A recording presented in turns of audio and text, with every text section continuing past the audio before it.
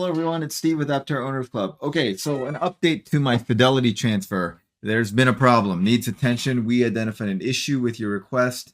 I need to call this number. So I think what happened is I put in SEV into the symbol, and Aptera doesn't officially have a symbol assigned to them as far as these guys know. I mean, NASDAQ has given it to them, but these guys don't know it.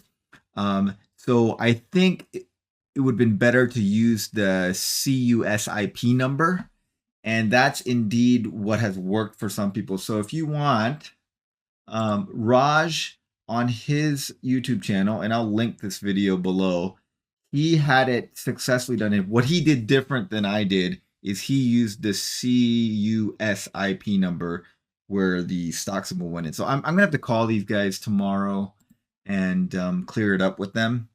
And I think after this phone call, things should go through because they have my statement and everything. And a couple of other people had the same issue as me, and they called them and got it squared away. And it looks like other brokerages are starting to be able to transfer it too. So if you should reach out to your brokerage, give them the USIP number and things like that, and see what the process for your brokerage is. But we know like Raj also used Fidelity and it went through for him. So it's in his Fidelity account now. So that should be good. Okay, so that we'll get that off the table. In other news, Aptera released this press release that they hired Leon Konitz as Senior Vice President of Engineering. And so there's Leon Konitz, and they're saying that he led engineering programs across every scale of production, from custom low-volume builds to multi-million unit platforms. At Tesla, he helped implement the Model S into mass production by streamlining engineering, battery systems, manufacturability. At NIO, he was employee number 9 and the first US-based engineer. NIO is a Chinese-based EV manufacturer. He built and led the engineer responsible for the ES8 and ES6 platforms. So basically, yeah, he's worked on a bunch of different cars, including the F-150, the Daimler Cascadia, and the Tesla Model S. And so I found his LinkedIn was a little hard to find because his LinkedIn shows up as Leon K, not Leon Konitz. But here I found it, and here's where he is at. So currently, he's Senior Vice President of Engineering at Aptera Motors, August 25 to present, so 3 months. Then he's Chief Technology Officer of this Advanced Concept Design and Engineering. This, I suspect, is like his private consulting firm or something, because he's been with them for 19 years. And throughout, he has these other jobs. So right before he was at Aptera, he was at Pebble, and he was the head of vehicle engineering. Now, Pebble, if you guys don't know, is this thing right here, which is an electric RV that has its own drive unit so that it doesn't kill the range on your EV when you pull it. It's got a huge battery. It compresses up and down. Yeah, see, it's got dual motor active tow assist, so it helps. So your car that's towing it doesn't have to pull the entire weight of the thing because it's got its own drive units in the trailer. Yeah, so it's 100% electric. It like will bring you into, it'll like hook itself up to your car. Anyway, pretty cool. It's crazy expensive though, if I remember correctly. Let me see if I can find the price for this thing. Join the ride. Okay. Let's see here. Maybe it's in the FAQ. You would think price would be in the FAQ.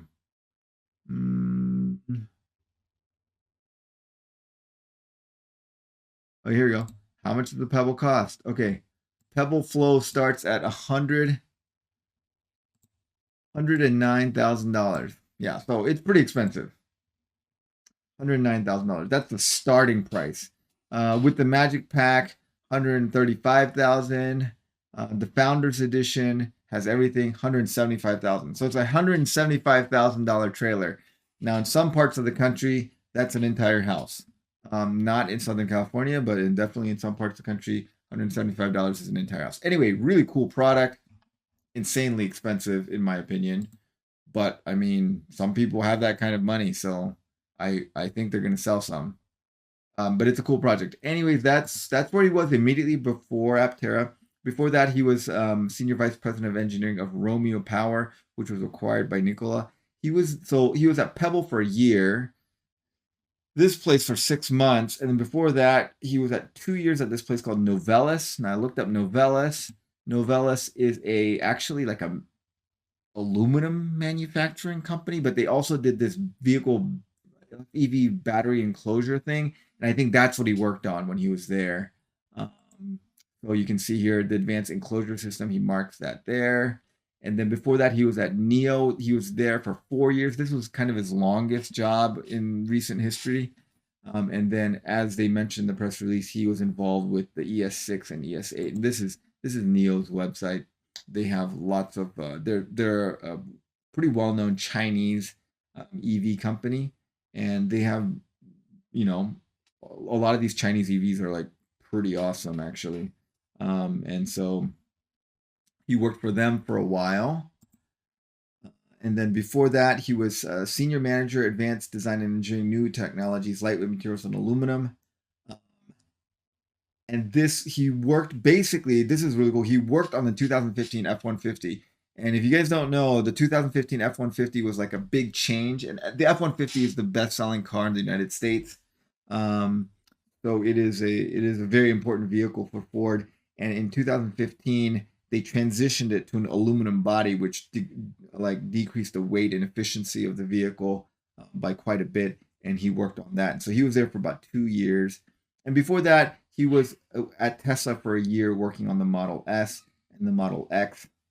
Um, so he's been at many different places and hasn't stayed too long. So Tesla for a year, uh, Ford for 2 years, Neo for 4 years, this Novellus for 2 years, and then 6 months and a year. So I don't know if like a lot of turnover is something that's good in the engineering world. If this is something that's normal. Um, in other industries, like in the industry I'm in, like there isn't this much turnover in academics. People don't become professor at one school and then move every 2 3 years. Usually people stay a little bit longer, but maybe this is normal in the engineering world, and I kind of think it is. It seems like he has like a skill set, and then he does a project for a company and then moves on to another company where he can use his skill set for that project. But anyway, lots of experience doing lots of things at companies ranging from very established like Ford to pretty established like Tesla to startups like Pebble and Romeo Power. And then like in between, for pretty large foreign companies like Neo. So seems like he is a great hire for Aptera, and they're actually have so many open positions. If you look at this, just scroll through this: engineer, vehicle packaging change control, fabricator, manager of vehicle testing and compliance, battery, DRE, calibration, chassis, design, powertrain, shipping, electronics validation, software testing, embedded software, infotainment system integration, solar charger, automotive build, mechanical design. So that last time we put out a video about this, I think there was like 8 jobs. Now there's way more. So they are hiring as if they know they're going to get a lot of money, or they're very, very confident that they're getting a lot of money. So confidence seems very high on Aptera's end. I know there's been a lot of radio silence from them, but this kind of information seems like confidence is very, very high on them. And then their most recent press release, which I'm sure you guys have all seen, is about the shareholder thing, which we talked about before. So they know that the listing will not occur before October 15th, but it seems fairly likely that's going to happen before the end of this month, is my guess. So I think that's what's going to be. And remember, my problem was I did not give them the CUSIP number, which is this. Instead, I put in SEV. That was a mistake on my part. I'm going to have to clear that up by giving them a phone call. Okay, so that's kind of the news that we have. Um, and they look like they're hiring a ton of people, and that signals to me that they have high confidence that funds are coming in to get to production. Now, do I think there's going to be production by the end of this year? No, I don't think so. That's going to be my answer. Even if everything goes perfectly right, I do not think that they'll be able to deliver a vehicle by the end of this year. But end of next year, if reality matches their level of confidence in terms of funding, if they get the funding, I'm sure that they can deliver the vehicle. But that remains to be seen. But they seem pretty sure that it's going to happen. So let's hope that they're right, and we will obviously keep you guys updated. All right, thanks for watching, guys. Have a great day.